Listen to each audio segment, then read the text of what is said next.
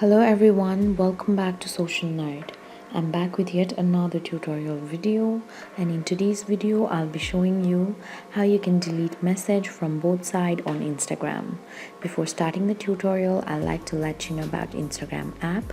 It's an app where you can connect with friends, share what you're up to, or see what's new from others all over the world.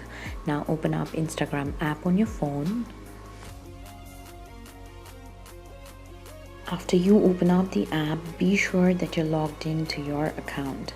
Then tap on the message icon which is on top right of your screen. Select the conversation with the message that you want to delete. Now tap and hold on the message that you want to delete from both sides. Now at the bottom of your screen there you'll see the option of unsend. Tap on it. After you tap on it, a pop-up message will appear on your screen informing you that unsent messages are removed from the conversations, but they may still be included if the conversation is reported. Tap on OK. This way you'll be able to delete messages from both sides so that the person you send it to won't be able to see it anymore.